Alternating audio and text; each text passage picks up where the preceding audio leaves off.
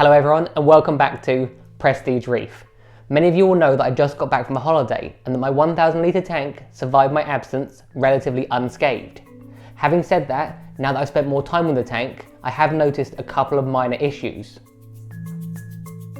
Firstly, I've been working to get my water back to being crystal clear. And secondly, as I mentioned in a previous video, I've noticed the tank now has a subtle smell. While I was away, it would appear that my sister was potentially a little bit too generous with regards to the feeding regime, as my slightly elevated levels of phosphate and nitrate suggest an increase in organic pollutants. At higher concentrations, these organic pollutants can create an undesirable yellow tinge, and that fish tank smell we all try to avoid. From experience, I know that the quickest way to deal with these pollutants and their effects is to add carbon to the tank. I've used a range of carbons over the last 10 years, but my preferred choice is Reef Spec Carbon by Red Sea.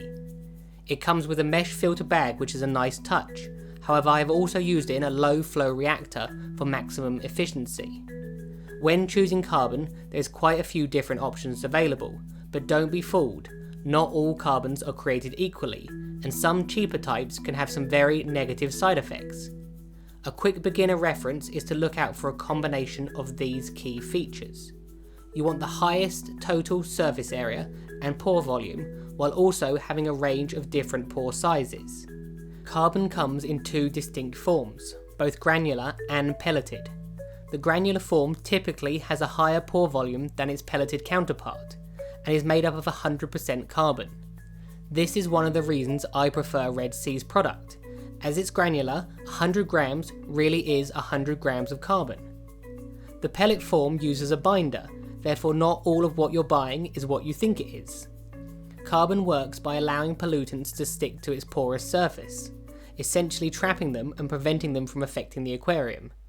This is the reason that pore volume and size is important. This carbon has a high pore volume and a mixture of large, medium and small pores, to ensure that nothing slips through, creating that gin clear effect. Not only is this clarity achieved more appealing to our eyes, it's significantly better for your photosynthetic corals as well. It has been proven that this slight yellow tinge absorbs vast amounts of the important blue spectrum from our lighting, leading to poorer quality light reaching our corals. And who doesn't want the best for their corals? The other things to look out for is the highest possible iodine and methylene blue numbers, as these are laboratory standard tests which indicate its absorption capacity. Finally, look for a low ash and phosphate content.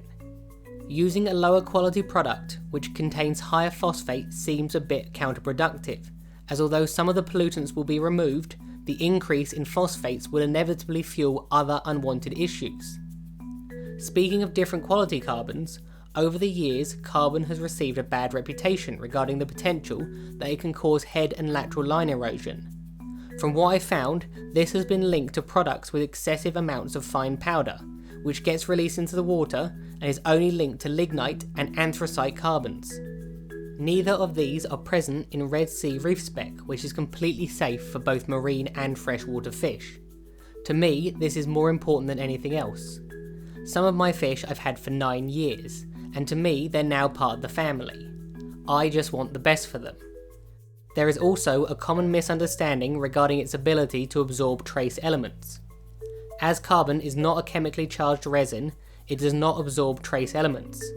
The only elements that may react with activated carbons are halogens, but only in very small quantities.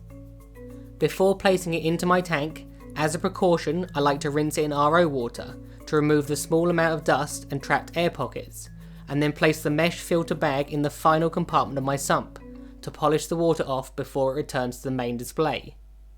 In comparison to some carbons I've used, this carbon is extremely clean. One final thing to mention is that it will become exhausted when no more organics can stick to its surface area. This is when it's time to replace it.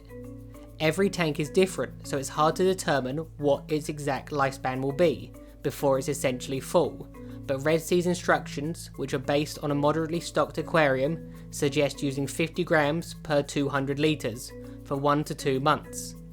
Since adding the carbon, you can see that within the first 72 hours, that green tinge has been eliminated.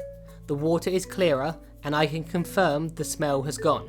I hope you enjoyed watching the video. If you have any questions, please feel free to post them in the comment section below. Have a good week, and I'll see you next time.